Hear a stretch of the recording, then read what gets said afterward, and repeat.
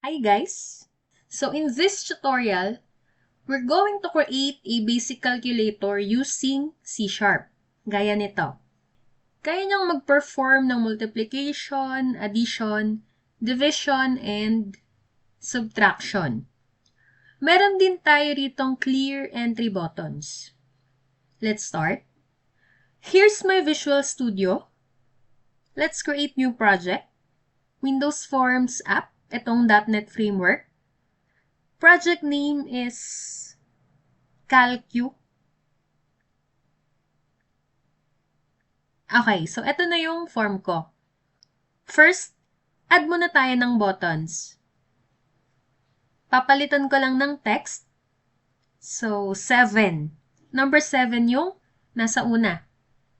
And yung size is 75 yung width. Height is 50. Font. Arial. Bold. Font size is 12. Papalitan ko siya ng name. BTN7. Copy-paste. Mga 90 na yung ika-copy ko para sure. Iayos ko muna siya. 5 muna. Tapos, copy natin yung buong set. Paste. Okay. Change lang ulit tayo ng name. BTN8. BTN9. BTN4. BTN5. BTN6. BTN1. BTN2. And BTN3. Papalitan ko rin yung texts. So, 8, 9, 4, 5, 6, 1, 2, and 3. Next, 0, BTN0. Yung decimal, BTN des na lang, and BTN equal. Yung text, 0, dot, or period, and equal sign. After that, division operator, so forward slash, sa tabi siya ng 9.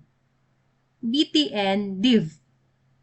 Next, multiplication, asterisk, sa tabi naman ng 6. BTN mult for multiplication, subtraction, sa tabi ng 3, hyphen or dash. BTN sub. Addition, BTN add, plus sign, yung CE and C, dito na lang sa ibaba, or kung saan kayo masaya, go. Kung anong design yung gusto nyo, push nyo lang, resize nyo lang, BTN CE. Letters, CE. And last is BTN C. C. Delete ko na lang tong sobrang buttons. Okay na yung buttons. Next, text box. Add tayo. Resize. Name is txtres since siya yung magdi-display ng result. Kung makikita nyo sa calculator, ang default niya is 0. Diba? Dito sa text, lagay na natin yung 0. Text align is right. Label, add din tayo. Lagay nyo rito sa itaas ng txtres. Palitan lang din natin ng font tsaka size, yung text box and label. Arial, bold, 12. Okay na? Ayusin ko lang yung form. Disable ko lang din yung maximize button. So, fast forward ko na tong part na to. Alright? Functions na tayo. So, ang mangyayari diba dito ay, once na nag-press tayo ng button, magdi-display yung number na pinindot natin dito sa text box. Click lang natin yung button. Start tayo sa 1. Then, click nyo tong events. Look for the click event. Ito. Let's define this button. For example, btn_digits. Enter. Mare-redirect tayo sa code view. Ayan na yung method. Sa loob niyan, lagay nyo lang kung ano yung gusto nyong i-perform ng program once na pinindot ni user yung btn1. Siyempre, i-display ng txtres yung number 1. Call lang natin yung txtres. txtres.text is equal to, a-append natin yung value ng button sa laman ng txtres. Sa ngayon, ang value ng button ay 1. txtres.text plus 1. Let's try. Run. Pag pinindot ko tong 1, ayan. Nagdi-display yung 1 sa text box. Ang default value ng txtres is 0. And inappend natin yung value ng button which is 1. Ayan yung result. Ganyan din yung gusto nating mangyari dito sa iba pang buttons. Same with the operators and decimal point. So we have two options here. Pwede nating i-double click tong bawat buttons and lagyan natin ng method isa-isa. Or, let's just simply copy this btn_digits event and paste it dito sa lahat ng buttons.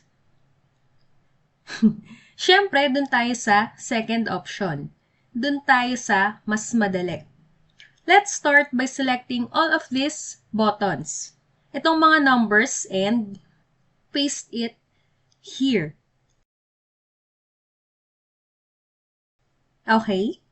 Balik tayo sa code view. Next, let's cast the sender object to a button type. Button yung name, is equal to button and sender. Dito, yung sender parameter ng event handler, it represents the object that raised the event. Sa case natin, button siya, since itong method is likely handling a button click event. Okay? So, bale itong click event ay dapat na ma-execute kahit aling number yung pindutin natin dito sa mga nilagyan natin ng click event. Palitan natin tong 1 ng button.text para yung ma-append is yung text ng button. Pag di natin pinalitan yan, puro 1 yung di-display niya. Let's try it again.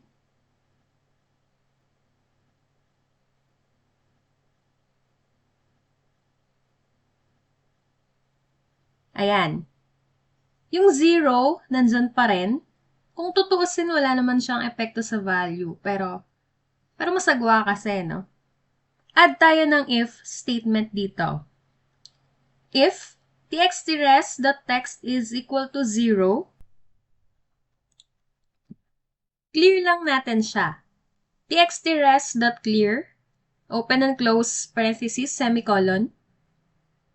Ayan. Kapag yung laman ng txtres is equal to 0, i-clear niya muna yung text box, then e-execute niya ngayon tong mga sumunod na lines. Let's try.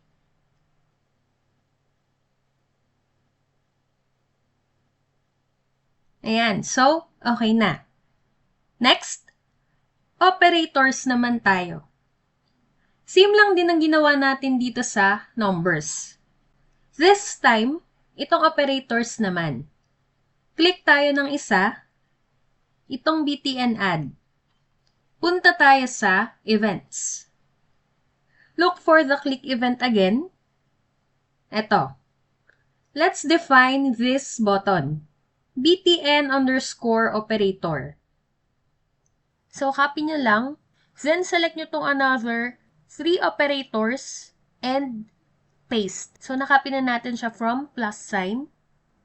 Enter. Okay. meron na ulit tayong click event. Cast ulit tayo. Copy-paste na lang natin to. Ayan. We also need to store this button operation. Declare tayo ng variable dito sa taas. String. Name is operator used. Set muna natin ng empty. Declare na rin tayo ng isa pa para naman sa result. Siya yung mag-hold ng result, obviously. Gagamitin natin ay double. So, double, name is res value is equal to 0. Balik tayo sa method. Call na natin yung dineclare nating variable na nag-hold ng operator. So, operator used.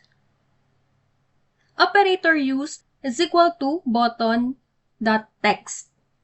Ngayon, gusto ko rin mapasa yung value from my text box, which is txtRes, to res value variable. Call ko lang siya. Res value is equal to double.parse. Then, call nyo yung txtRes.text. Double kasi yung res value. That's why we need to convert the value of txtRes also. Okay? Next, itong clear and clear entry naman. Unique naman sila kaya kahit i-double click na lang natin. Dito muna tayo sa CE. Double click. Ki-clear lang natin yung entry. Hindi kasama yung main result. So, txtRes.text is equal to 0. Sinat lang ulit natin sa 0 yung laman ng txtRes. Next is yung C. Ki-clear natin dito lahat. Copy-paste nyo na lang to. And pati yung res value, set it to 0. Alright. Next is yung equal button. Unique din siya, so double-click na lang natin. Since meron tayong 4 operators, gamit tayo ng switch. Di ba in-store na natin sa variable kung ano yung operator na ginamit natin? Nilagay natin siya rito sa operator used variable. Call nyo lang yan. Switch. Operator used. Curly braces. Next, cases. Start tayo sa addition. Bawat entries or numbers na i-click natin ay kailangang mag-display sa txtRes. And after mag-display, once na pinindot natin yung plus or plus sign, yung kasunod na number na i-click natin ay maa-add dapat dun sa previous number or entry. txtRes.text is equal to res value, since siya yung nag-hold ng result, plus double.parse. Call nyo si txtRes.text, then convert it to string. We need to convert it to double para ma-apply natin yung addition, then to string para ma-display sa label mamaya. Then break. Next case, subtraction naman. Same lang din siya sa addition. Papalitan lang natin yung operator. Pwedeng copy-paste. Palitan lang natin to ng minus. Same sa multiplication and division. So, copy-paste ko na lang para mas madali. Last is default.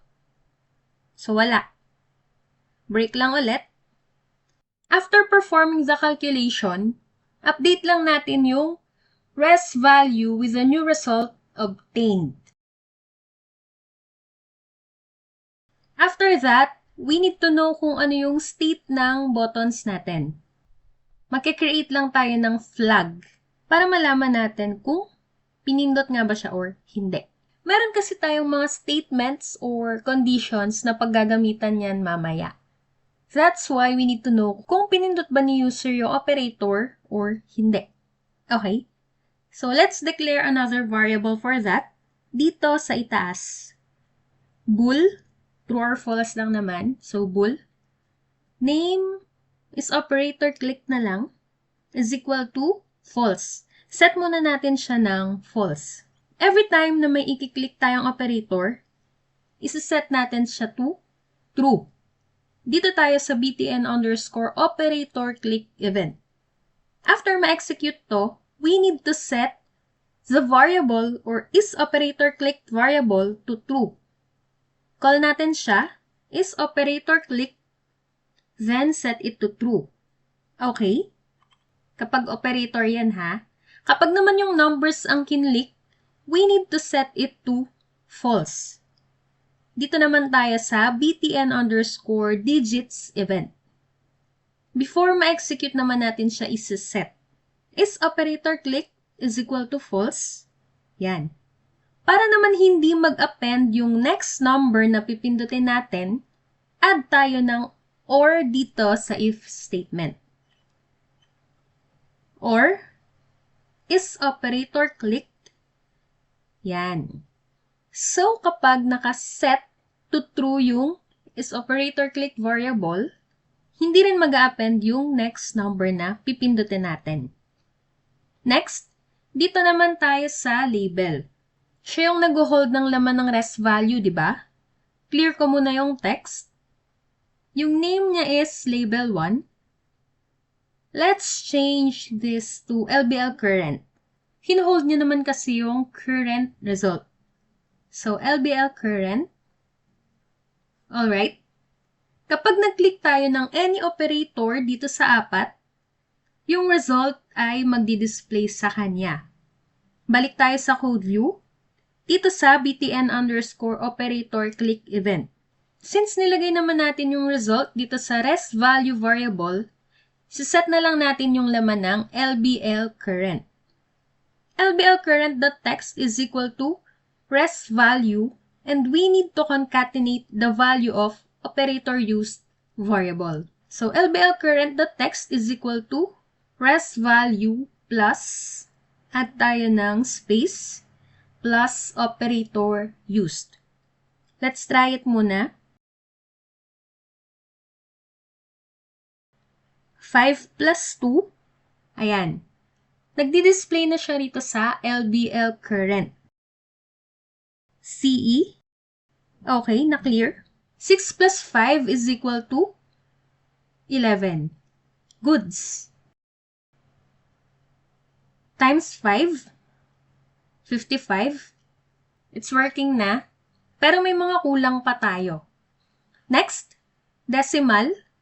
But before that, naalala ko, balik tayo rito sa btnc click event. Set din natin yung LBL current to null. Okay.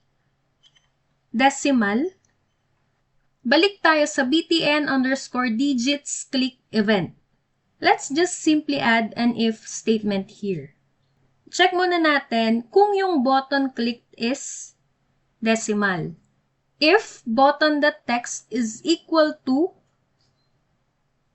decimal, after that, let's check naman if yung txtRes ay wala pang decimal point.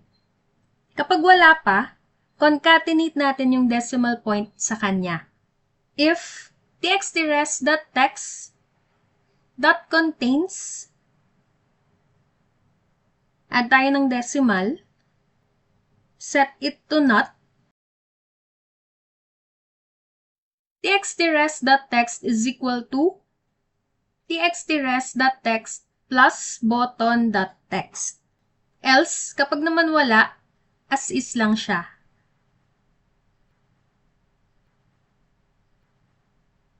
Okay. Let's try.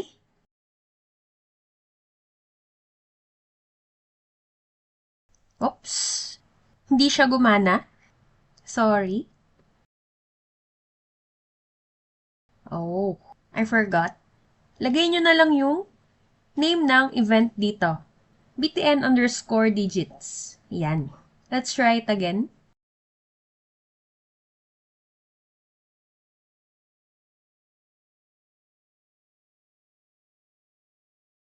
Okay, gumana na.